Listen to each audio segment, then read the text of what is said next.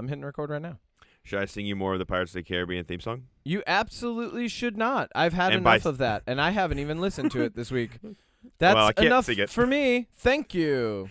It's a Why don't banger. you sing the Dead Man's Tale song from the Gallows song from the beginning of the third one that everybody wouldn't shut up about for like 3 months? There you go. Hit it. Yeah. Go ahead. I don't know that one actually. All you said was yo ho yo ho. The one that goes. How are you gonna be a pirate if all that's a good one. That's a good just one. imagining you on a ship. They're like, we're all singing shanties, and Odie's just over there doing weird mouth percussion sounds and talking about Michael Bay or whatever. Like, hold the sails. Port. You would get to the kicked port. off. I would be. Yar. Last mate Odie, not first mate. Last mate Odie. You're the Fired. You're the scourge of the seas. You are. Oh, that's a good thing. Thanks for the compliment. No, it's not. No, not in that way. That's not a good scourge. You don't want to be that one. Captain, a captain being called the scourge of the seas by a trader. That, but like a trader, trader. Like someone's like, oh, they're the scourge of the seas. That's a good thing. But if your shipmates call you the scourge of the seas, that's not good. What if I sing Indiana Jones? You're the human version of scurvy. You are. That's. What if I sing Star Wars instead? Sing it. Give it a try. Why? What would our pirate ship be called? You gotta give it a really scary name. Well, my D&D group named their ship the SS Creature Feature. Okay, first off, why is it called the SS? It's a pirate ship. Pirate ships don't get SSs. Why did they do that? Ask them. The Screecher Feature. They're not technically pirates, so maybe that's why. I guess. I mean, they are though. Look, the Black Pearl, the Harbinger of Fate. Like there's so many. Compass. Yeah. I feel like I would name my ship like the way that we name cars. Like I'd be like, and this is Betsy. Bonita.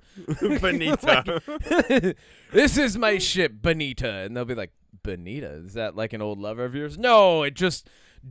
I was inspired when I first set foot on deck. I said, "This is Bonita." You said Bonita, and I said Betsy. So we're Bonita in the same ballpark. in Spanish does mean pretty. This is my ship, pretty. This is my ship, Bonita. This is my ship, Bonita. This is Odie's ship, Feo. This Feo is Bonita. Hey, there you go. You can have Feo. That's good. Feo's the one that's the one that gets people though, because they're like ugly, and then it's like that's the one with all the cannons. Yeah, like it's Feo because there's so many holes in the side for all the cannons. And we also sing Pirates of the Caribbean as we shoot. You do. Fire the cannons. No shanties. Well, if I'm in battle, no shanties for me. Everybody be quiet. Yeah. Everybody shut up. I'm fighting. I'm fighting. Everybody shut up. I'm fighting. Incredible. I want to be on your ship.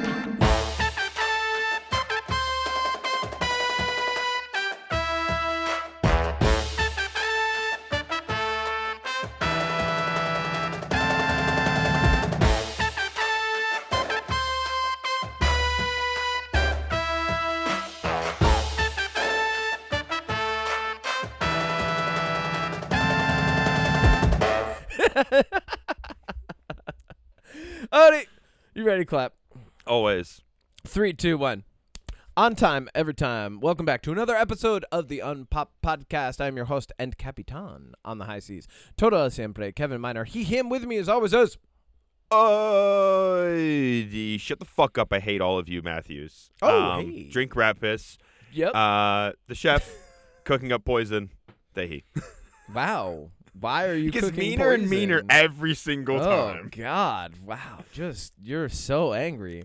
What made you mad this week, Odie? Is it something in the news? No, it's my dog having to go to the ER vet like twice and that's costing frustrating. money and keeping me up late and making me worry. That happens. As for news, Kevin, hit me. I actually kind of like all of the news this week, and by I either mean for. I think it's either good news, interesting news, or something that I'm like, okay, let's try it. Why not? Who cares? Okay, well, this episode of Unspop is brought to you by De La Calle Tepache. It's Mexican soda. I'm drinking tropical ponche. That sounds good. Tropical ponche. Ponche. Good. No, ponche. It's Ponche. It's punch. It's punch. Yeah, obviously. But you call it tropical ponche. Ponche. Ponche. It's Mexican soda, delicious. baby. You know what it really tastes good. like? It tastes like if you took Hawaiian punch and added fizz to it. It's great. Oh, hell yeah. That sounds it's good. great. It's delicious. I drank one in the love- theater as well. I was watching The Mummy this week. Oh, yeah. I watched The Mummy mostly from inside my hoodie. That's great. Made me very uncomfortable, which I said it would. So you know what? Yep. I'm just staying true. You know what? We're gonna get to it, but I think I don't think it was as bad as people said it was. No, I don't think it was as bad as people said Yep. it was, but I'm squeamish. It's definitely it's not as bad as Evil Dead Rise in terms. If you're of the squeamish, it's gonna get you. it's gonna go at you. There's But one if scene you're in specific. disturbed, if you're pleasantly disturbed, like myself or many other horror and metal fans, you'll be fine.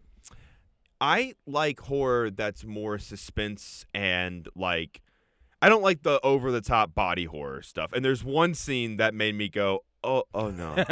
Oh no. I know what scene you're talking about. All right. I bet you do. Yeah. What piece of news, Kevin? Sorry. We got the news. Well, let's we got news. The SS brand Yeah, baby. It's the UnPop news coming at you fresh and hot. From the command deck of the SS Marlon Brando, let's see what this week had in store. The SS Feo news. Let's start off with the ScarJo news because I sent that to you this morning. Fuck. I I didn't even include that because yeah. I told you. You were like, I like all the news this week. I'm like, do you? I Hit me. don't I already know what it care. is. Just say it. Yes, Scarlett Johansson's officially playing Gilda Dent, which means that most likely, what's his name? Sebastian Stan is probably playing Harvey Dent, but we probably won't see him as Two-Face. Because Gilda Dent. It's gonna be Gilda Dent. Because Gilda Dent is the villain in Batman Part 2. the Long Halloween. Okay, so that means that we're Yeah. doing. Yeah, Kevin, I don't like it. I know. I don't like it. I know. I don't like Scarlett Johansson enough for her to be in the Batman movie. Jurassic World 4, 5, everything's normal again. It was bad. Here's what I don't like about it. She's like the highest paid actor of all time. How? At this point? I don't know. How? But like seriously, getting how? her for the Batman 2, I think it does nothing. Like what? No. Anybody who makes the argument that you're recruiting star power, like the movie already has it. So yeah. it's redundant, and I think it's superfluous. I will wait to say how I think she did it until I see it, but because I think a lot of times, we're a little prejudiced or biased based on, what we think an actor is going to be like, and then they surprise us. So I'm going to wait to be surprised. Maybe this will be the Heath Ledger of this Batman universe. Maybe. You never know. I doubt it. This might be her Heath Ledger moment. I doubt it, Kevin. I just yeah. okay, my thing with this in the Batman Part 2 is we just did a normal guy who does riddles and it's connected to Batman's past a little bit and he's trying to clean up Gotham. Yeah. I feel like we're just going to end up doing that same exact thing. She's just a normal woman who's doing normal crimes, who's trying to clean up Gotham. And yeah, there are storylines with the Long Halloween and so forth that they could incorporate, but I think that I was hoping for a little bit more. And I'm not saying that the Matt Reeves Batman needs to be superpowers and magic and stuff, but I would have even taken a guy making a homemade Mr. Freeze suit and doing something. Or I think all of us were hoping for a Mr. Freeze type time, right? I think we all were hoping for Matt Reeves to give us Mr. Freeze, and Here we are, though. We got Gilda Dent coming, which means Harvey Dent's going to be there, which means we're doing the long Halloween most likely. I would be interested to see if it changes at all. But honestly, cool storyline. Haven't done it before. I'm in. We'll see. Yeah. But moving on. On top of that, we're gonna get CinemaCon was this last week. Yes. Which is where all this news pretty much comes from. Yep. A lot of trailers that we have not seen in the public yet debuted. We did get a Godzilla -0 teaser. It's only 40 seconds. He's going to New York, baby. He wants to go see a Broadway show. He's going to New York. He's gonna and the old Godzilla from 1998 is gonna be there, and he's gonna destroy him. That's in the cartoon. Where the Godzilla from 98 shows up. Yeah, love that. But we got some synopsis or some descriptions of the Doomsday trailer. I avoided those because I'm not going to read what happens in a trailer. That's not my thing. Yeah, same. I got a couple other ones, but one of the pieces of news, speaking of Godzilla going to New York to beat some people up, is it looks like we're getting Escape from New York remake. A Snake Plissken adventure. Snake Plissken. All right, listen. Okay, there's been a resurgence. I don't know if this is being caused by the Manosphere or if we're updating these appropriately, but there's been a resurgence of classic action hero style characters. That archetype is coming back for dudes. And I would say that is coming back in a relatively self-aware and healthy way in the Dungeon Crawler Carl series, which is much adored. If you're not in on that, you're living under a fantasy and TTRPG rock. It's everywhere. And he goes around with Princess Donut and Mongo, and that's a raptor and a cat. And it gets silly, and it's fun. And we're getting a TV show. But, I've noticed there's, because, there's the swinging pendulum of culture always comes back around on things. And I think we're getting these, super hyper masculine characters coming back, like Snake Plissken, who's going to be like, I'm here to do catchphrases and fucking shoot people. And guess what? I just used my last catchphrase. So, bang, bang. This line. I hope they have that scene. I came to sling catchphrases and shoot you guys. And that was my last catchphrase. So you're dead now. The guys are like, oh, I didn't see that coming. I thought you had way more wit in the chamber. No, it's just lead now. Oh, shit, that was a catchphrase. I'm writing that one down. Hold on. Hold on, don't die yet. I gotta put that in my Apple Notes. It's just lead now. In parentheses, gunshot noises. Post parentheses. Anyway. Look. Who's gonna play Kurt Russell in this film? His son, Wyatt Russell. No, I'm just kidding. Oh, is it? I don't know, probably. Work. That would actually work. Wyatt Russell is a pretty good actor, actually. So he is. He's kind of underrated. Yeah, that would be cool. I hope. Okay, who are the actors that you would want to see in an Escape from New York remake that would make it more fun and updated and better? Who would you want to see? Here's my wish list. I want David Desmelchin. I don't care where. Just get him. Put him in it. Just put him in there somewhere. I want him in there somewhere. That's David, all I want. just get in the scene. David, just get Desmelchin. in the scene. I would absolutely. I would love some Zoe Saldana. I feel like she could bring a menacing character to Escape from New York. I feel like that would be a lot of fun. Let's get some younger characters in there. Let's have some fun, right? Let's get Scarlett Johansson. No. You know what? The bit's done. Moving on. I'm okay with doing a remake. Let's see who the team is behind it. See who they cast. I wouldn't mind an updated version of that. I mean, they could just probably film it in regular New York now. It's just them running away from ICE agents. Escape from New York, get out of here. Fucking Trump cronies are here. It's funny.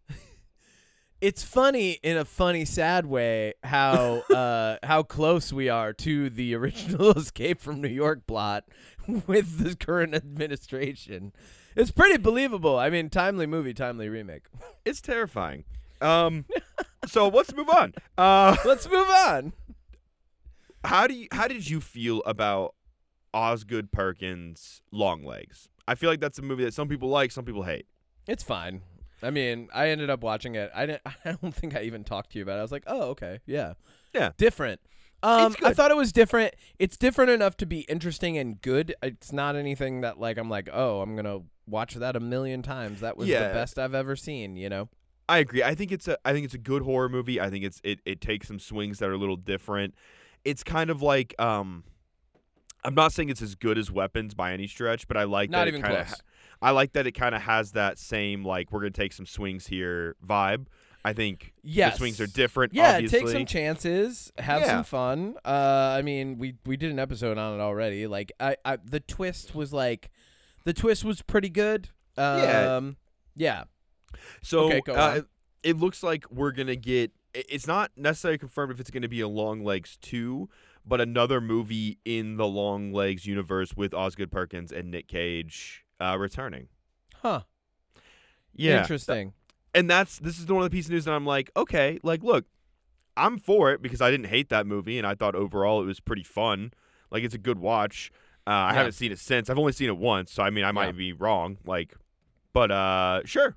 Why not? It's good. It's good. Yeah. Why not? Yeah. Why not do another creepy doll with a black an orb? Longer legs. Long legs too. Longer legs.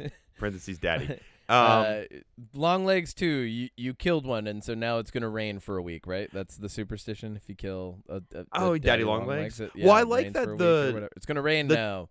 The title came up with the title because he was like, "What sounds creepy?" And he was like, "Long legs sounds creepy." Like it doesn't actually have like a meaning in the movie. He's like, "It's just a creepy name for a movie," and I'm like, "I mean, yeah, you're kind of right." That's like how a lot of like early 2000s bands they were like, "Yeah, the name just sounded cool." Like Poison the Well, Thrice. Like, yeah, there's no crazy meaning behind that. We just thought it was just Poison cool. the Well.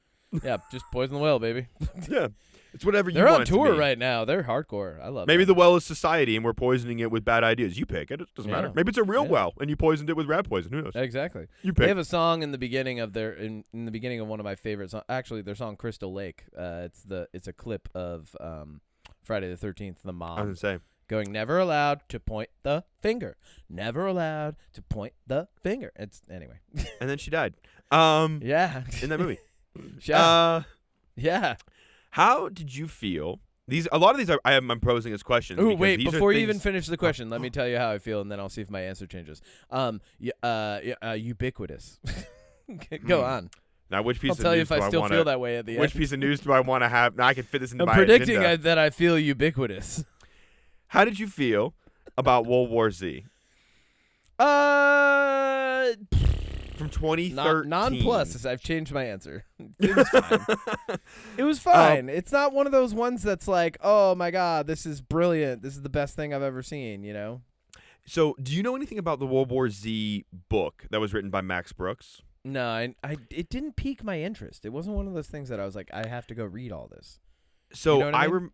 I remember being at I think it was like just a normal bookstore in my hometown, and I saw it, and I was like, "Oh my god, it's a zombie book! I'm gonna read it." Yeah. And for those that don't know, if you've seen the movie but you've never read the book is kind of an anthology series of a reporter going around to different people who survived the zombie war. This is like post-war, and it's stories. Some of them are like action bent, where there's like a guy that has like this castle in the desert that fights against zombies. Some of it's like a mom looking for her kid, like navigating the streets of a city trying to escape the zombies while looking for people. Yeah. One's like a paramedic that was still trying to do his job. Like it's a bunch of different like vignettes. That's a better way of saying it. It's a vignette, like vignettes of people who survived the zombie apocalypse. All the vignettes.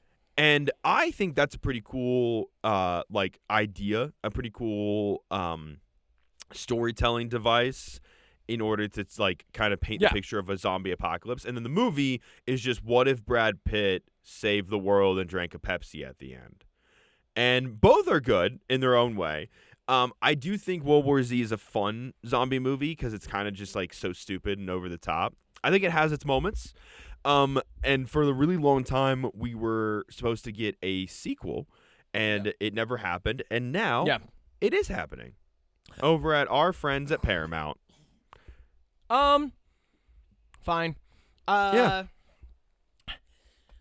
Yeah, that's like, I mean, look, if you love zombies, I don't think we're ever, I don't foresee an absolute drought of zombie stuff ever happening in our lifetimes ever again. Like, I feel like that's just a subgenre of horror that is like perpetual now, right? Like it is just as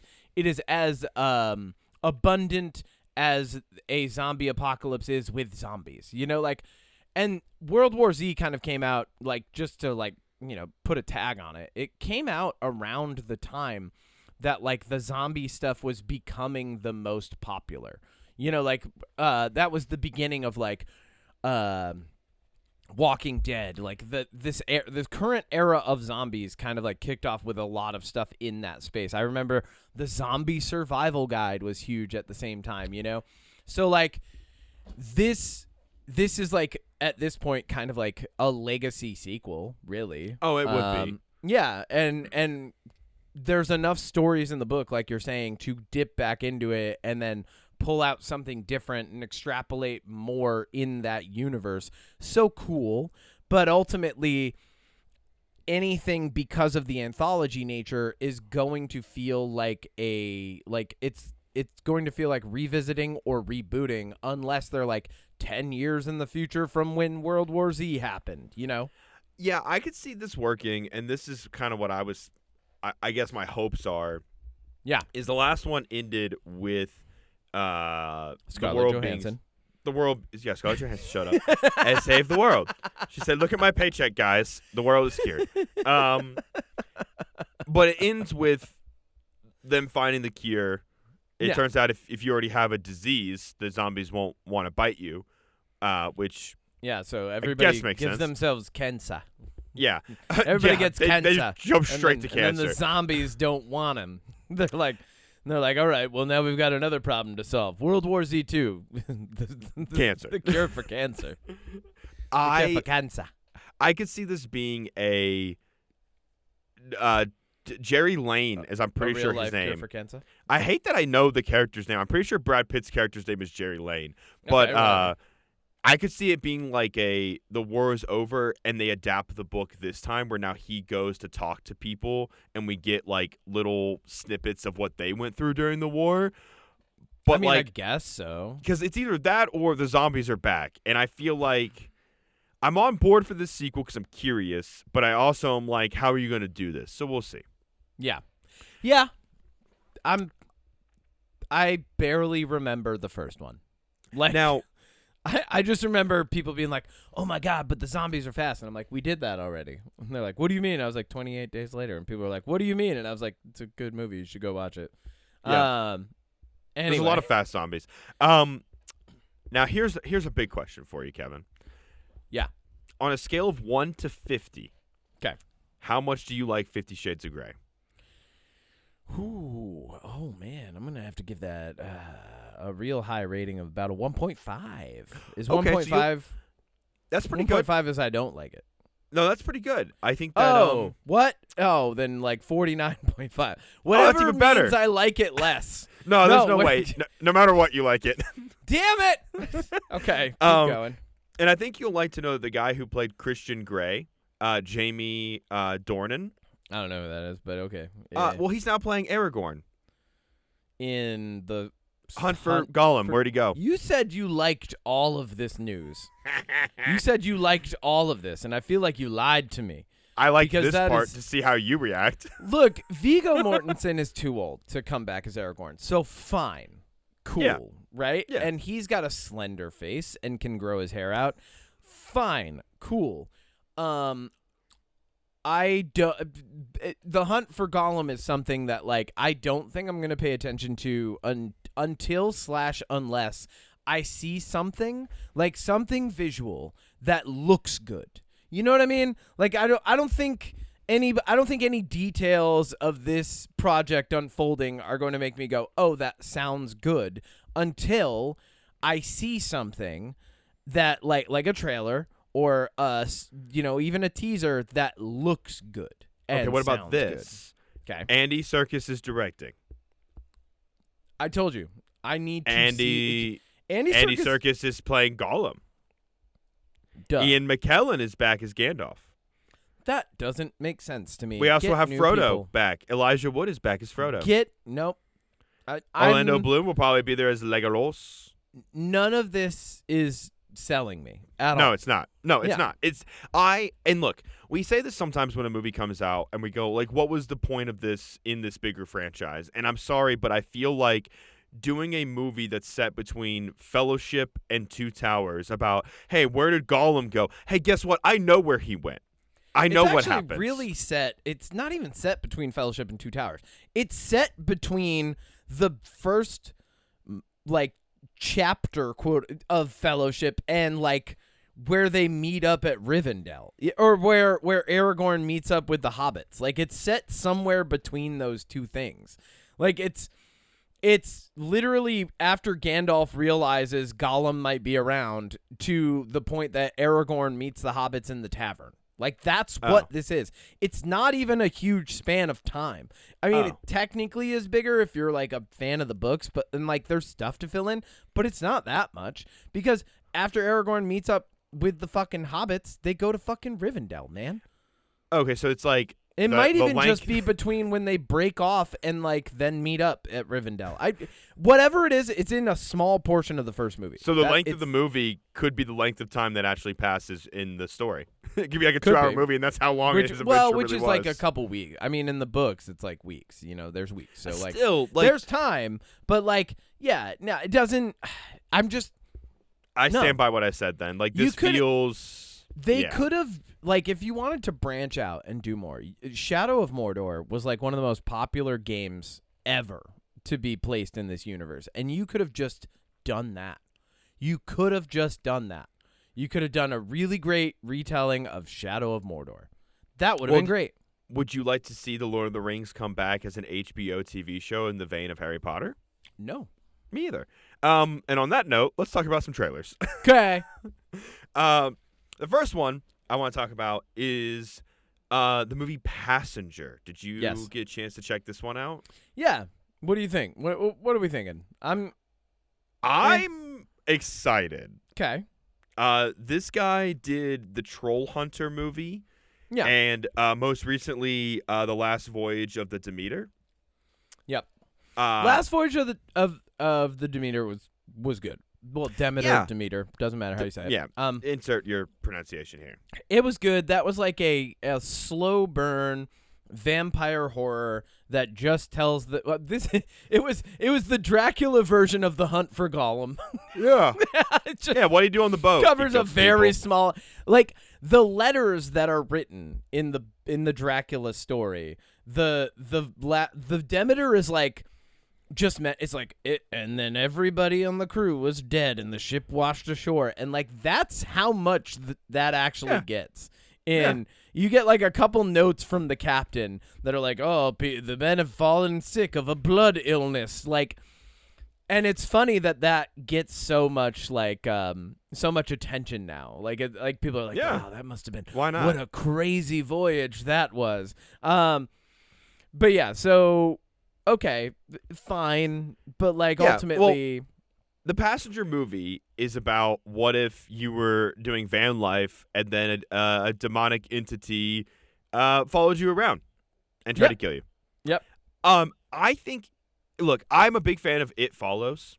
Like I feel like that's my kind of horror movie in the way that like it's a little bit of a slow burn, but it's like something is going after you. You don't know what it is. You can't always see it. It's that fear of the unknown. Using like The Invisible Man is another good example, like where it uses that space in the scene to be like, is it here? What's going on? Are you in trouble? Yeah. This kind of feels like the same way. I remember seeing the teaser trailer a few months ago, which is just those two guys that are like, one gets out of the car to take a piss, comes back, the guy's dead, and he drives off and keeps passing it.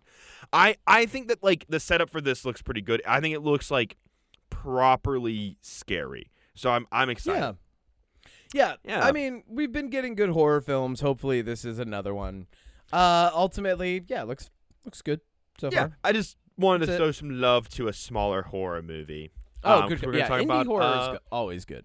I think lower budget works because you rely on more practical effects that end up leaning into better scares. I completely agree. Yeah. But speaking of small budgets, let's talk about a movie with a big budget.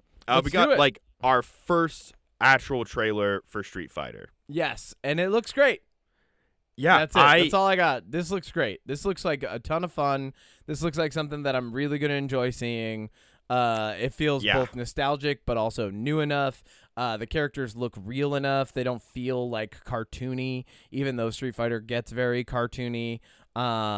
Just looks good. It looks like it knows what it is. It's self-aware, and it's going to deliver on some good action with a mediocre plot, because that's what Street Fighter is. It doesn't the actual MacGuffin doesn't matter that much. Show us good fights, make them engaging, have a couple heartwarming moments, maybe.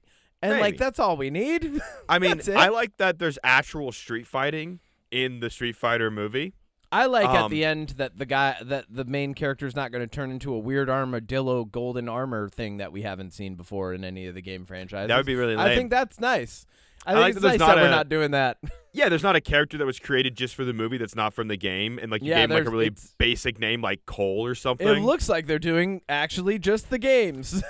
You know what I think? This is my prediction for Mortal Kombat 2. Also, David Desmelchin, he's in it, so we're already getting something I want. I mean, the Street Fighter cast is stacked. Yeah, it but is. you know what I can't wait to see fucking Curtis Jackson as Balrog. Yeah. I can't wait to see Jason Momoa as Blanca. Yeah, oh my god. Dude, the cast is like fucking amazing. Yeah. I think that in the first like 30 minutes of Mortal Kombat 2, Cole Young is going to die. Like, I think they're going to be like, this was a mistake. I hope Kano kills him, and then I hope he's like, I came here to make nasty remarks and fucking murder you, and I'm all out of nasty remarks, you tit. Bam! That's right. Oh, that was a good one. Let me write that one down. I agree, though. Street Fighter, I'm super excited for this. It looks really fun. Yeah, no, it looks amazing. I actually really like what they've done with the coloring and the lighting. I feel like they've relied on the scenery to make it feel like a video game movie rather than trying to make everything feel like a video game part. You know, like that. It looks good. There's a couple moments in the trailer where it looks like we might even get like a side scroll view of them fighting. If they don't, I'm mad. That's how you make it video game-esque. That's all you need. You don't even need to do it the whole time. Just do it like once or twice. Yeah, you know? In a fight. Like do it in the beginning, give us a cool moment of it, and do it at the end for a cool moment. That's all we need. Do Just it during two a moments. KO. That'd be cool. Do it during a KO. Yeah. And then, oh, no fatalities in this one, though. Well, Somebody might die, but it won't be a fatality. Like no one in the, you know, it'd be really funny though is if somebody did kill somebody and then like someone in the back was like fatality, and like they're like, shut up, dude, you can't fucking say that. We're gonna copyright. We're gonna get in trouble.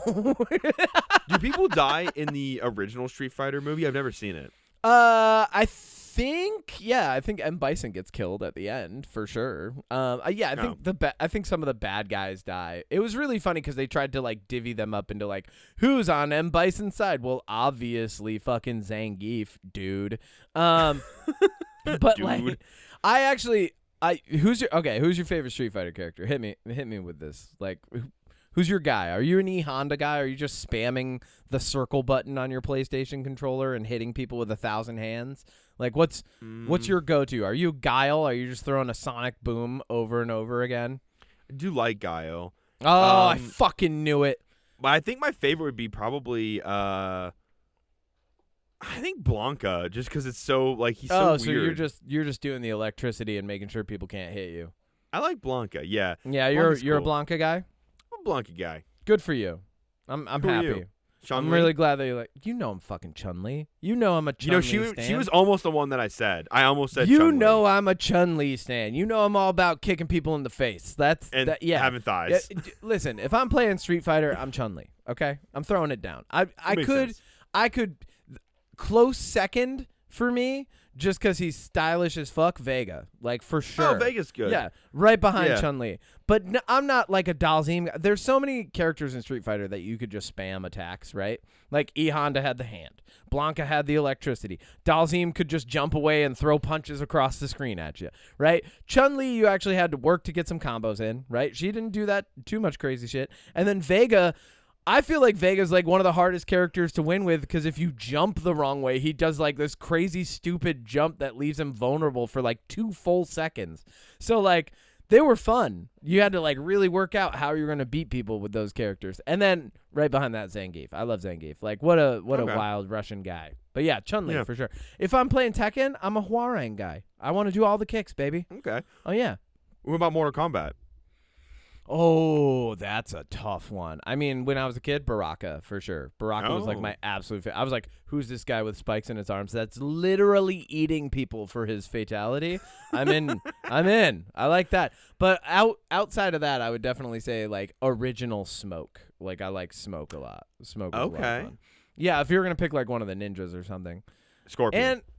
And Kung Lao. I like Kung Lao too. Okay. Yeah. Okay. Yeah. I like Scorpion and Sub-Zero. I played a ton of fighting games as a kid, so like I can tell. Yeah, no, like Tekken, I would beat the games with every character that I could. I would absolutely try to master every character when I played fighting games. Well, what else are you going to do before the internet existed? Play more fighting games. Play more fighting games. That is it for the news. Street Fighter looks good. Mortal Kombat coming up soon. That's all we got. We got remakes and sequels and trailers galore. Yep. I'm sure by next week we'll have some more trailers from CinemaCon. I'm sure a Doomsday trailer is going to come any minute, so we can talk about that. We're entering the part of the year where all of a sudden there's just all the news all the time. Like it's gonna, like every week is just like, and then at this convention, this company did this, right? You know, like Comic-Con is like right around the corner, right? In just summer, June, July. Yeah. So well, because we Comic-Cons are starting soon. You've got, and then like that ends up bleeding into like your bigger like entertainment and video game conventions in the later summer into the fall. So yeah, well, I mean, because if you look at like what's coming out later this year, we haven't gotten trailers for. We still need a Doomsday trailer, a Clayface trailer, a Resident Evil trailer's on the way, a bigger Dune trailer. They showed the first like 8 minutes at CinemaCon, and people lost their fucking mind. Still waiting on Shogun. Godzilla Minus Zero needs a full trailer. Shogun. That's not a movie, but sure. I don't. What's Keep Shogun? going. Keep listening, Steph. What's that? No, I'm done because I know you're gonna keep saying show. You're gonna keep saying show. It's an amazing show. It's an amazing show, and I'm gonna watch a ton. Here's what's gonna happen, Odie. We're gonna get to the end of the year, and you're gonna be like, Kevin, you've watched. You've seriously lacked on how many movies you've watched this year, and I'm gonna be like, yeah, but I've watched a lot of telenovelas, and I've watched Shogun. Like, can I admit something to you, Kevin? What? I have not watched that many movies this year. Me neither. I mean, I was going to go see the Bob Odenkirk movie called Normal. I never got around to it this weekend. Isn't that like a Mr. Nobody thing? Yeah, right? And that's why I was kind of curious. Like, there's a lot of... I haven't seen the drama yet. Oh, yeah, me neither. I want to see the drama. Me too. I'm current on some shows, though. I'm caught up on, like, The Boys Season 5, Daredevil Season 2. Listen, so, like, man. I'm actually... doing some TV shows. Listen, after I get out of these next 3 weeks of just crazy theater performance schedules, I will have... I told you, the middle of May, all of a sudden you're going to hear from me, wow, I'm caught up on everything. And then we can finally make videos together. And Hooray! Speaking of videos together, the movie we're going to talk about has a creepy tape about some stuff going on. Odie Matthews at the movies. Yeah, let's talk about the mommy. Let's do Odie Matthews at the movies. Odie Matthews at the movies. Okay, so first off, garbage, bad fun, good or great? Hit me. Look, I didn't like this movie so very bad. much. I think it's not. I don't think it's very good. I think it's. Do you think it's bad? Yeah, I do. Okay. I think that there's elements that are good, but I think on the whole, I walked out going, nah, not for me. Really? Yeah. I think it's very good. I don't think it's great, but I think it's very good. I took Nate with me too. Okay. And we both were just like, no, not our kind of horror movie. Interesting. Okay. Well, I think it's very good. Would you like me to run through the plot? Yes, please. Okay, cool. So we start up, and we're looking at a family in Egypt, and they're singing some songs. And boy, are they driving through the desert, and it looks like they're having a great time. Who are they? We don't know yet, but the movie will tell you. So don't ask your friend if you're watching this in theaters, because that's an annoying question. That's what the movie's supposed to do. I hate when somebody asks me that question. Yeah, what's going on? Who is that? I don't know yet, but I have a feeling the movie will tell us. I have a couple friends who will ask that question when like literally a character that none of us have ever seen before pops up on the screen. They go, who is that? I'm like, I don't know, but keep watching. I think we'll find out. Yeah.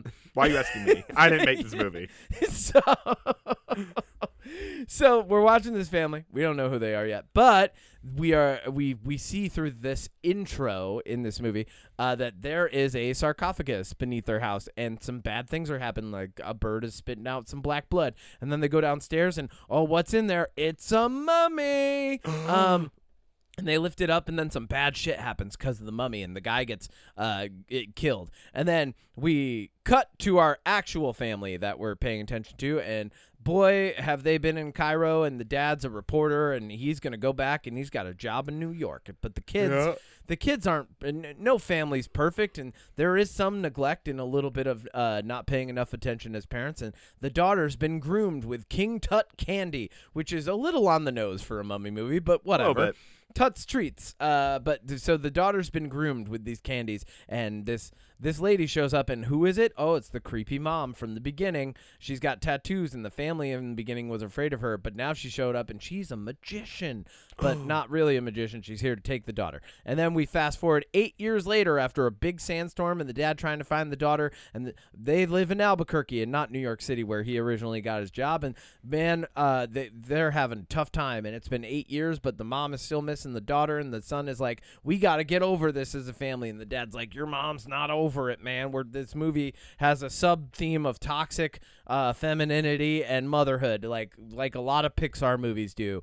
And then somebody calls up, and they're like, hey, guess what? We found your daughter. She fell out of a plane, but she's in a sarcophagus. And they're like, that seems normal. Let's go get her and bring her And they're home. like, yeah, you can have her. No worries. It's fine. Yeah. And then at the hospital, they're like, you could just take her. We don't need to do any studies on her or anything. Like, yeah. No, the American government has no interest in this. She seems we didn't fine. call the American embassy and tell them. We didn't call anybody else. No, just take her home. And they do. And then there's also a sub theme of like Mexican superstition in this film, like Latin American was interesting. living in which is portrayed through grandma and the mom. Hi. Oh, hello, Mr. Wyndham. Hold on, my nephew's here. Hi, you're on the stairs. Where's your dad? Hold on. Where's your dad? Mr. Wyndham, what are you doing? You little cutie? Are you being a little cutie? I see you standing on the stairs. He's coming down. He had a big smile on his face. Was he walking? Yes, he was walking. Yeah. And he got to the end of the wall. There's your dad. He's like, okay. I'll see you later. Very good job. Good job, sir. You did very good. Sorry. And we're back. Did you hear all that? A little bit, yeah. That's so. That's my nephew. He was at the end of where there's like an actual like wall to support him on the side of the stairs, and he is one. So we're not gonna let that happen. But I just very positively picked him up. I'm like, hello, sir, and pick him up, and then I send him back to his dad. Anyway, so they bring the daughter home, and oh man, it's a mummy's curse from there on out, and we just watch the curse unfold. And then did you watch the trailer? A tough time. If you watch the trailer, yeah, like that happens. Yeah, and then everything in the trailer happens. All the curse stuff, all the way up until the end, and then that's it. Some things that I liked about this movie before we get to spoilers. I genuinely enjoy the vibe. I like that a lot of the movie just feels darker. Like there's a lot of scenes that rely on minimal light in this film, and I think that that tends to lend to the vibe. I like the general malicious nature of the curse itself and how it kind of like manifests itself differently in each person depending on how they've interacted with the curse and or Katie. I think that the actors playing the parents did a very good and believable job of being being like a little bit I guess I would say a little like ridiculous as parents. Like there's some moments that they make choices where I'm like, yeah, you're definitely a little unhinged at the moment, but okay, I guess I believe this. You're a parent. But they played that he's well. no longer dating an underage girl in Transformers 4. He's got a real family now. Oh, that's that guy. It's that guy. that's Jack that Rayner, guy. I think his name is. Oh, great. Yeah. Well, he's very good. Yeah, he is. He's a good actor. The acting in this film was very good. And I you know what I really liked, actually? I like the layout of the house. I like that the house has all these weird, like, little crawl space places. And it's not like a reveal later. It like they're like, oh yeah, no, this just exists in this house. Like you can just live in the walls if you want to. Like yeah, okay, so something that I liked a lot was the way that the house itself feels very claustrophobic. Yeah. I liked that, like, we would go from these, like, really tight, really, like, awful scenes of the mummy being in the house doing things awful, and then we would cut over to the Cairo subplot, and I'm like, oh, cool, we're out of the house for a minute. Oh, yeah. Okay. The other thing that I really liked about this is, and I texted this to you, this is what I think classifies this film as very good for me. This is the first time that I've seen a film feel proper old school Lovecraftian. Let me explain. We've talked about Lovecraft. We've talked about The Color Out of Space. We've talked about, like, people attempting to do these movies. Lovecraft stories very often, and especially the ones that people love the most, tend to play out like little tiny chapters. They're not very long stories. Each of the chapters, they kind of like just progress the story as much as they possibly can while being really rooted in someone like solving the mystery of the weird thing that's happening. And that's what this movie felt like. It felt like we've got this officer who, like, our introduction to the characters is you have a reporter. What do reporters do? Especially reporters like this guy who's a field reporter and journalist. He's uncovering things. He's, like, figuring out details and then presenting his findings to people in the media. And then you have this other, like, officer character from Cairo who is like, you know, her superior is like, you're going to see a lot of dead bodies and you got to be hard for this. And she's like, I'm fine.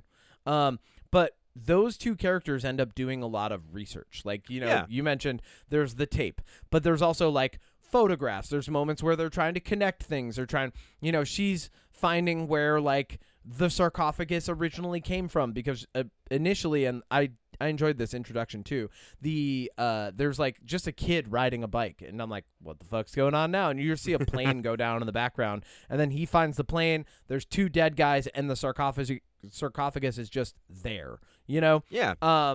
And I like that just kind of explained, like, that's how they found it. It's not like, it wasn't some crazy big thing. It was just like, these two unfortunate souls tried to take it, and there's a curse, so they're dead now. But I think those scenes and the way that the chapters play out the way that a proper adaptation of a Lovecraftian story should play out. Like, it's a little bit boring and a little bit of a slow burn, but at the same time, I wouldn't even say boring. It's a little bit of a slow burn, but it's intriguing. It's interesting. It's rooted in the mystery and then ties itself to the darker supernatural theme.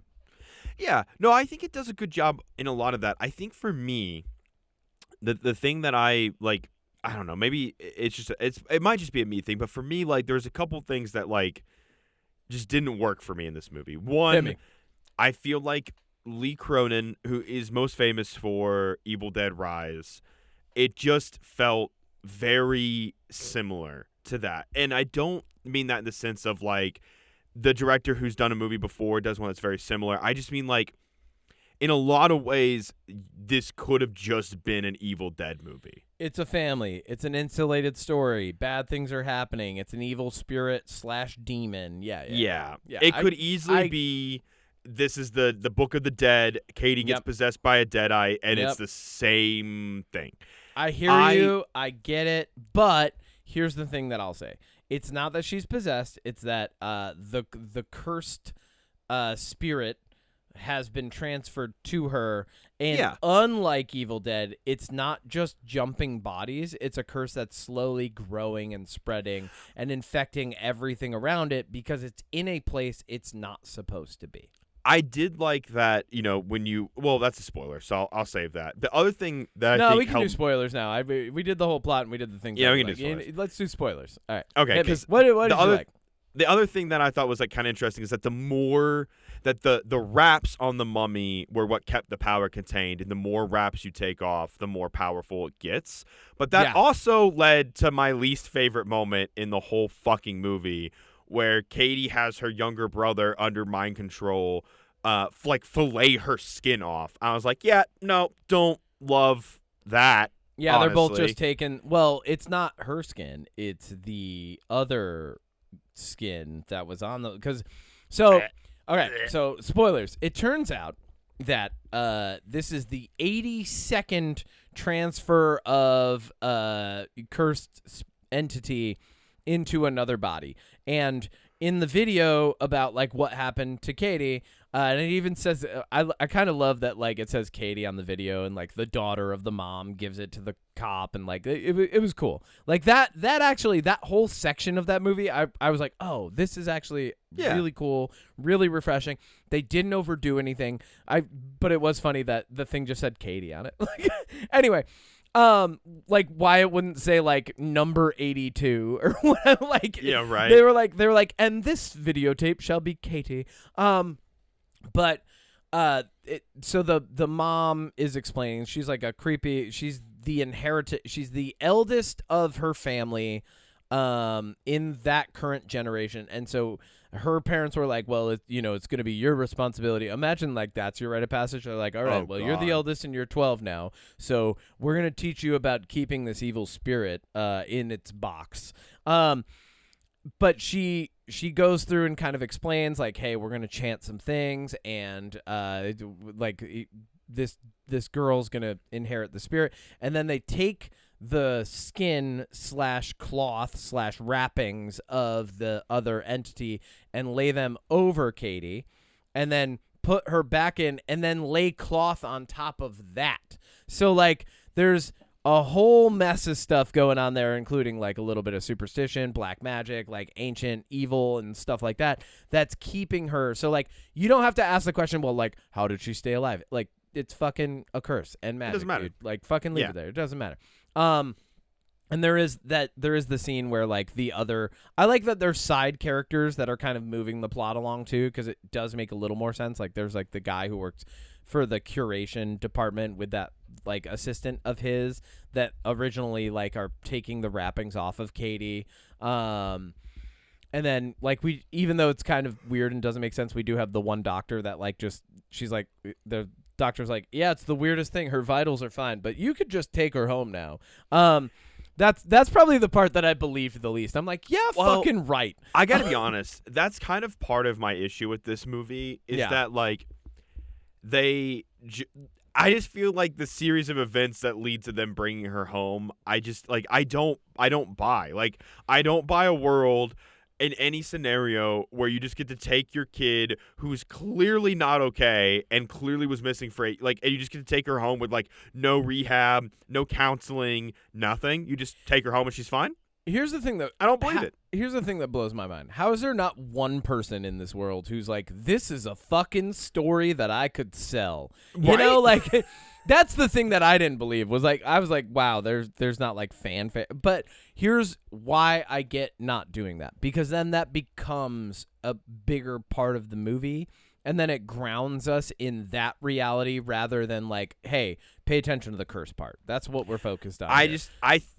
I guess in my mind, I think that there was a better way to set this up than a girl goes missing and shows back up and you just take her home and then it's Evil Dead mummy in a house. I just felt like I was hoping for a little bit more. And granted, like I like that the Mummy movies can be, a zany thing from like the 50s. You've got the Brendan Fraser action adventure ones. You've got one that makes people want to barf with Tom Cruise. And then you got this one. And I just think that I was hoping, like, I do like that it's smaller scale, but I guess I wanted a little bit of a wider scale too. Yeah. This one will make you want to barf too. It does make me want to barf. Yeah. I do like. There was one death that I was like, "Wow, that's brutal and clever." And that's the grandma getting pushed out of a fucking window and devoured by coyotes. Yeah. You know what's weird? You know what's weird and funny? I didn't see the coyotes coming into play there. Like, I was like, I thought that they were just like an ominous thing that might even end up like fighting the mummy at the end. And they're like, oh, the coyotes were here to protect us all along. Nope. I thought that would have been cool because, well, coyote spirits are typically around to like. Oh yeah, but they yeah. killed the grandma. Yeah, but they do. I would say this movie does a good job of taking its time showing you how a curse weaves its way into people. And, like, obviously, there's a metaphor there because the mom is unwell. She has a lot of grief. It's showing how different people are processing grief and loss. And so, like, part of that, like, what happens when you get the thing back, but it's not the thing you thought you had. And she even has, like, that line, it's fun when you're dead, you know? Yeah. Which is not her, it's the entity. But it turns out it wasn't Katie that they got back. It was, this entity. A couple things that I would run through. There's only one scene that actually got me to, like, squirm a little bit, and it was when they were doing, like, the makeover for her in the bathroom, and the mom like rips the toenail and the skin comes up with it like all the way up her leg, and she like pushes them away and runs away and goes into the other room and starts like jabbing into her shin. I was like, wow, this is fucking intense. That was gross. I didn't watch that scene really. I saw where it was going, and then this was my face, Kevin. I was like, I'm good. Yeah, you're like, I don't want to look at it. Yeah. I'm good with movies like this. I would say anybody who's not good with anything squeamish or like body horror at all, don't watch this. Go ahead and skip it. Or just be ready to duck and cover like I did. Because I duck and cover a lot. I will sit through a body horror movie because I'm interested in it, like Evil Dead Rise. I will say I don't think this is as brutal as Evil Dead Rise. No, not at all. I do like. Oh, and here's another thing. They're in a sandstorm in the beginning. And this is another thing I didn't like about the movie. No one in the sandstorm is like covering their eyes at all. Oh yeah, you know what I mean? Like the whole first sequence, I'm like, you're just running in the open. You don't have to shield yourself at all, dude. It's like I don't buy that your love for your daughter shields you from real world physics and pain. Like, well, I think the sandstorm bothered me a lot because it's in the trailer, and I thought that it was going to be something epic, a bigger thing, and it's really not. No, and I think that the trailer didn't help this movie's case because I definitely thought it was going to be different than what it was to some extent. Yeah, and I think that kind of took me out a little bit. But I think just overall, I don't know. I guess for me, I'm like, and here's the thing. I've seen a lot of people online be like, oh, this is just a possession movie. It's not a mummy movie. And like, well, yeah, that's kind of part of any like horror in this kind of sphere is going to have some kind of possession. Like if a mummy comes back to life, there's probably some kind of possession. I think if that's how you're looking at it, you've missed the point that this is a curse, right? It's not just a possession. It's an evil entity that's been passed through. It's a curse, and the curse grows stronger the longer it is allowed to like sit and fester in one place. Yeah, outside of its sarcophagus, you know? I understand that complaint. And on a very small scale, I'm like, yeah, it is just a possession. But I guess I don't know. I guess I really don't know what I want from a mummy movie because I love the Brendan Fraser, the first and the second one. The third one's awful. And the 1950s one is fine. And the Tom Cruise one, I just recently watched and covered on Magnum Opus, and it's really bad. So I guess I don't really know what I want from a mummy movie. I think we were spoiled with The Mummy with Brendan Fraser back in the day because that is, for me, like that is a mummy movie. It's part adventure. There's a little bit of horror, but it's mostly like the things that are in the tomb, in and around the tomb that are dangerous, that present the thriller horror aspect of it, right? Yeah. It's not a full-on horror movie. This is a mummy's curse movie. It's not a mummy movie. It's a mummy's curse movie. What'd you think of the climax? I kind of loved all of the chaos that was all happening all at once and how everybody had to deal with it. I was like, oh my God, Grandma's back and she's going to fight the cop from Cairo who showed up to help. And then, like, the son is possessed, and, well, not possessed, but, like, you know, he's being controlled by the curse now. The little daughter's being controlled by the curse now, and, like, everybody's just got to, like, the two parents really have to, like, fight for their lives alongside this cop to, like, get anything done. And then, and then one thing that I liked and didn't like was I like that the cop, in order to say the words to, like, stop to like transfer the curse into the dad, because the dad realizes like, oh, we could do the thing we saw on the tape. And he kind of pins Katie down. I like that the cop had to like she had a hole in her throat from like this weird scorpion thing that the grandma regurgitated into her mouth. It was gross.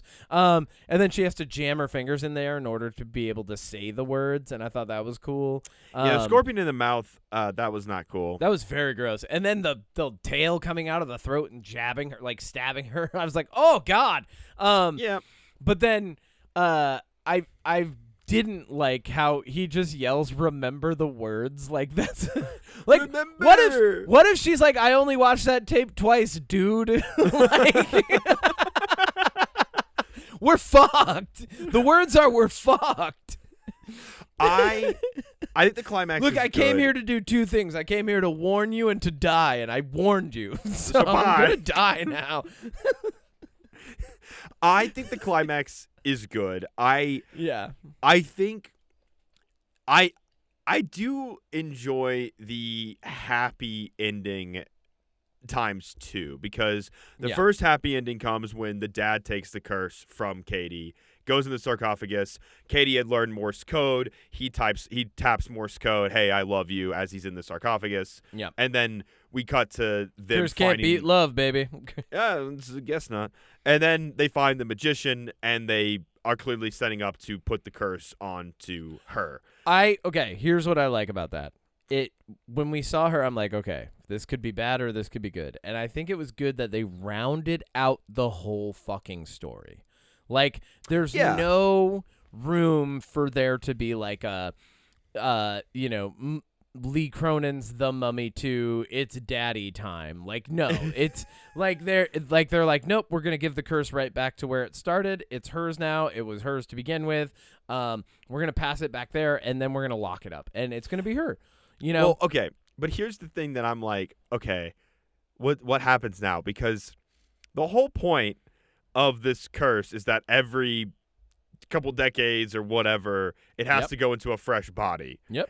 So now the oldest member of the family, obviously, so if we're going on the rules that this movie sets up, is Katie. So Katie's going to have to find an innocent victim to then transfer the curse into. Yeah. Like, basically, they've just inherited the responsibility of the original family in this film, unless they pass on that responsibility to the daughter, who was still very much alive because she never left Cairo. Or here's what I would do, right? Like, Call Brendan you and I Fraser. get into a mummy adventure. We're now responsible for this we're curse. in a mummy adventure. All right. I would go to, like, I don't know, death row, or like people that are in jail forever, and be like, hey, listen, so this thing is cursed. We need a body. That person's going to die in a couple days anyways. Let's just put it in that body, and we just keep doing that with death row people, so it's not innocent people. That's a horrible idea. Well, how is There's that a so horrible many idea? things that can go wrong with that idea, because you have then you're sharing the information about it. I mean, I think part of the idea of like you're supposed to like also kind of like manage the curse and make sure like not everybody knows about it. Well, because here's how your scenario plays out, Odie, is you eventually have the sequel where someone comes along and they're like, I'm going to harness the power of that curse, you know? And then then you end up with like the megalomaniac who's like, all right, well, there's all this magic and evil energy, and I could use that for something. I got a bad plan, and I'm going to enact it, and that's the whole plot of this movie now. Here's my question then, Ashley. What happens if you just shoot? Like, what if they just shot Katie in the head? What if you just shoot it? What happens? If you just kill it? I think the curse escapes, and then it's way worse, because then it's like free. Because like when it was still trapped inside Katie's body, it was still doing like a ton, even with like the wrapping skin taken off of it, you know. So I think like the whole point of this is to keep this super dark, powerful entity trapped. And they never even say where it came from. Because, like, if there's only 82 of these, that's like 82 generations, which brings us back, like, what? Like 1,000 years? Maybe like, not even, because some of them might have been, not like, even, older people. So where did lasted this come 10 from years. to begin with? You know, Yeah, like, dick in Cairo just had a curse. Is this one of the things where we have to chase down, like, the source of the curse and figure it out from there? I feel like passing the curse on to the then oldest daughter of that family who has no tongue is totally fine. Let's let her go figure it out, because this was her mom's doing, and, you know, be like, all right, well, your mom's in there, so do whatever you want with it, but also, like, hey, manage that for us. We have to go back to Albuquerque now. Like, that's what I would do. I'd be like, we have to go back to America, and this is your curse. Like, all of your cultural artifacts are great and stuff. We don't want this one particularly. Yeah, there's a lot of, and I know you're not supposed to think about it too much, but I just have a lot of questions about, like, we are thinking about it too much. I am thinking about it too much. We're thinking about this way more than we should. Okay, but this kind of brings me back to my point. Like, one thing that I appreciated about Evil Dead Rise is, no matter how you think about it, at the end of the day, it's a book that summons deadites, and they take over bodies, and they're just dicks. They're just known for being assholes. Yep. They just kill, and there's no reverse. Like, if you get a deadite, you're fucked.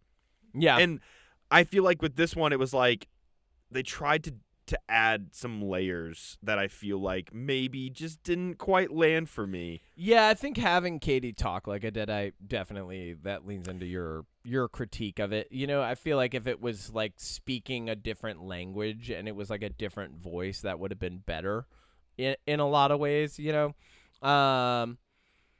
Yeah, at the end of the day, I still feel the same way about it. It was very good. Yeah. Not great, but very good. I would watch it again. I think it's a good horror movie. I think it's the best Mummy's Curse movie we've ever gotten. I would put this right up alongside Return the Slab from Courage the Cowardly Dog. You know. Well, that's like the only two that we've gotten. So yeah. Good curse thing. Yeah. Right. Yeah, but like, 'cause like we talked about this before we went to go see this movie. Like, mummies are slow. Mummies are not like mummies are like the way that we view mummies culturally. It's like Scooby-Doo, right? Like, it's like a slow thing going chasing it. Basically, it's a Frankenstein wrapped in toilet paper and not as big. You know, it's like a tiny Frankenstein wrapped in toilet paper as a mummy. This, I think, was a better movie about a thing that is mummified that brings with it like disaster. You know, so like that was cool. I think a lot of things. I feel like on one hand, I'm like, man, the Dark Universe, having just recently watched The Mummy 2017, again, terrible movie. Yep. And then being like, we're going to get all these horror monsters, you know, Bride of Frankenstein. They're going to do Bride of Frankenstein, Invisible Man, Dr. Jekyll, Mr. Hyde, Tom Cruise with mummy powers, and then like a wolf man. And I'm like, okay, well, like, what would they fight? Right? Like, are they going to go fight like a giant squid from 20,000 Leagues Under the Sea? Like, what's like Cthulhu? Yeah, like, what's the villain for those people? On one hand, like, yeah, it'd be kind of cool to see the Invisible Man and, like, you know, Frankenstein, like, team up, sure. But then I'm like, okay, well, the other hand is we get, like, Brendan Fraser, like, horror-esque movies, right? Where it's, like, action-adventure, like, centered around things. Like, Creature from the Black Lagoon from the 50s is kind of like that. Like, Dracula movies are kind of like that. And so I'm like, yeah, like, I like the idea of this mummy movie being just, as you've said it really well, like a mummy's curse movie, which is really what this is. That's all, you know, it and is. like, and what that handles. But at the same time, I'm like, well, I don't want to see, like, as somebody who really loves Creature from the Black Lagoon, I don't want to see Creature from the Black Lagoon be in this kind of style where it's just like a brutal, gruesome, more like grounded, smaller take on it. Like, I think some of these need to have that grandeur, like, kind of flair and storytelling and scope to them a little bit. Like, I think what makes the Brendan Fraser one so interesting to me is like the scope and the scale and the world that they're able to fit into that 2-hour movie really work well. And then you get the horror elements throughout, and it's not just about the mummy. Yeah. And I don't know, there's something about this one that, like, I think it's just too brutal of a movie for my taste, because I'm not a big Evil Dead fan. and I'm not a big body horror fan. And I feel like there was moments in this where it was like, check out how fucking gross we can be. And I'm like, cool, I know you can be this gross. I'm good. Yeah, you're Lee Cronin. We know what's going on. Yeah, I agree with you. I don't think it needed to be as gross. I think that helps with this, and I think that's what makes it stand out as a mummy movie. But yeah, no, I'm with you. The scale and scope of the Brendan Fraser mummy movies were just better in general. Yeah. I think a mummy movie, to me, going back to what I said, is it's an action adventure, right, with thriller / horror elements depending on what they're interacting with in that world. So, and I guess the other thing is too, we just got a really, really good Frankenstein movie, and we got Nosferatu not long ago, which was a really good Dracula movie. And I feel like, not that I want to be like, well, if you're not as good as these, but the Wolfman from Blumhouse was not very good. And then we got this one, and I'm like, well, it's not as good, but it's good. I think it's good. Which one? This? I think this is as good. I think this is not as good as Nosferatu, but very good. Oh yeah, I was gonna say I think this one's better than the Wolfman movie, which I genuinely like. That entire movie, I was like, this is so fucking boring. Why does Blumhouse keep making these movies more metaphors for family trauma than anything else? Why do they keep doing that? That's because they did it once and it worked. And that's kind of also how Evil Dead Rise was too, where I'm like, oh, okay, why do we keep doing this? What are you, Pixar, explaining toxic motherhood to us? Come on, it's fine. Yeah, you can do something different. I am weirdly excited for Evil Dead Burn because it's supposed to be a little bit larger scale. So that would be kind of cool. I am excited for Evil Dead Burn for sure. I need to see a trailer for that. Yeah, that's all I got on this, man. Those are my final thoughts. It's fine. It was yeah. Oh, you changed your rating. You called it fine. Yeah, it's all right. You went up. Fine. Yeah, I think it's good. That's it. I would not call it good. I definitely would not call this fun. Do I think this is a bad movie? No, I think it's fine. It's not something I would watch again. It feels very Evil Dead coded, which I was kind of hoping not to get, but I understand why we did. And yeah, I think it's fine. It's not for me. If you're putting it in, if you're putting it in the horror space, I think it's good because it's along the same lines as Evil Dead, Hellraiser, movies like that. Yeah, Yeah, and I guess I'm just nervous because next week we're going to talk about the Michael Jackson movie. Are we? Is that what we're talking about next week? Do you want to? Isn't there something else coming out next week that we could go see? There's got to be something. Come on. It's that, and then the weekend after is the Prada of Devil wears it a second time. Whatever we're talking about next week, I think it's just you talking about it because Thursday I have my dress rehearsal for Bridges of Madison County, and Friday night we're premiering Bridges of Madison County. Maybe we skip. Look, I know we both were just dying to see the Michael Jackson movie, but maybe we just skip it. I mean, I know it's going to break our hearts, but maybe we should. Honestly, I'm going to let you pick whatever you want to talk about next week, and then I'm just going to show up in the middle of my first run of shows. And the next month for me is just crazy, man. So, are you going to be able to see Mortal Kombat 2, though? When's that happening? May 8th. I will have time for that because I will be done with one show. So I will only have one show at that point that I'm in, which will be much nicer and a much more manageable schedule. And then I'm never doing this ever again, and I've recorded it. So yeah, I'm going to play this for you. Future Kevin, you can never do this ever again, future Kevin. Yeah. Let's go to our jams. What do you got? What's your jams, baby? What do you got for you got a jam? You got some jams? Yeah, I just did some catch up on TV. Boys season 5 is 3 episodes in, so I decided I wasn't sure if I was going to watch it, but I was like, you know what? It's the final season. I've watched it up to this point. Let's see what happens. Strong first episode, very mediocre second and third episodes. It has that problem that I feel like The Boys has every season where it starts really strong and ends really strong, but the middle points kind of bring it down, and you kind of go, Are we leading to something? This is supposed to be leading to like the end of Soups, the end of Homelander, the end of something, and it kind of feels like we're just back into season 1 or 2 where it's like, here's an idea of what could work. This idea isn't working. Here's another idea. This idea isn't working. It's like, okay, like maybe we just stick with one. Just stick with one that maybe could work. Because now, like, small spoiler, but like now there's a way that maybe Homelander could become immortal. And I'm like, cool.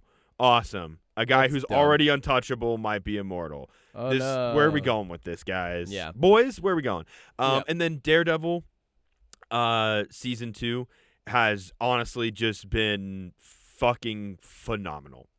Good. Probably going to easily be one of my favorite TV shows of the year. Okay. It is exactly, and I think I told you this, but it's exactly what we wanted the first season to be. It starts strong and it keeps fucking going. Good. That's what I want. I'm really enjoying it. I think especially the last 2 episodes. One episode really centers around Bullseye. Yeah. And man, I'll tell you what, when a TV show shows you a guy who you're not supposed to really root for, but you're in the scene going, yeah, fucking get him. I was loving it. I was like, that's good. Wait, he's a bad guy. Okay. I don't care. Do it. All right. Do it. Yeah, it's really good. Those are the 2 things that I've gotten around to this week while taking care of my dog. So, well, we hope Max is doing better. Me too. Yeah, I'll probably catch up on that before I watch Shogun. God, good, you got time. Yep. My jams this week, I got 2 musical jams. One I already sent to you earlier. I've been listening to an artist from, I believe, Puerto Rico, named Raul Alejandro all week. He's phenomenal. He's on a couple Bad Bunny tracks, but like his solo stuff is phenomenal. Specifically the song Carita Linda. It's amazing. Like I've learned it. Like I was like singing it to myself this week and kind of like by happenstance learned it and then realized how much I just enjoyed the song. So I've listened to it like at least once a day. And then Dance Gavin Dance is releasing Tree City 3. Tree City is a set of live studio recordings that they do. And then they put out of like, it's them exploring their discography, but so instead of doing like a greatest hits, they're like, all right, well, we're going to pick a lot of fan favorites and we're just going to throw these in and like do them. Andrew Michael Wells is at the front now. He's at the helm and he sounds really, really good in the first track called Need Money. So highly recommend checking that out, especially if you're a fan of like the swancore style of post-hardcore, post-metal. And I think that's it, man. That is all I got for you this week. I'm going to go to tech rehearsal right now. We're starting our crazy tech week for Bridges of Madison County. But luckily, both of the productions I'm in are feeling very much more put together at this point. They both feel really strong. So regardless of how busy I will be, I'll at least be in a good space where I'm not panicking or stressing about anything that's going on around me. So that's all you could want. That's all you could want, baby. I'm going to go take a nap. I'm fucking tired. Oh, I don't know if I mentioned it, but Honorary Jam, I think I might have mentioned it last week. Fetty Wap's new album is still really good. Oh, you did mention that, yeah. Okay, good. It's still really good. I'm still jamming it. And actually I was at a networking event earlier this week, and somebody was like, oh my God, I wish I would have met you yesterday. I had an extra ticket to Fetty Wap. I was like, what the fuck are you talking about? Fetty Wap's in town? Like, it was crazy. But yeah, so that's it for us this week. Next week, Odie's going to pick whatever we're talking about. Might even be a deep dive. Who knows? I mean, maybe. We'll see how much time I have to put one together this week. Might be. We don't know. I am off tomorrow. Yep. So maybe if I feel up to it. I have brought back, for anybody that was watching, I went on like a 3-month hiatus. Magnum Opus is back, fully running. I have released a couple videos in the last couple weeks. Hopefully a little snippet. Hopefully Kevin and I will be able to make some more videos in the future together. I do enjoy doing those on that channel or on the UnPop YouTube channel. So that is kind of, I did have a lot more free time before, but now that has eaten up a little bit of it. So between that and D&D and deep dives and work and staying alive. My schedule is pretty much wake up, workout, work, go to theater, go home, go to bed, repeat. Like, that's my whole schedule right now, period.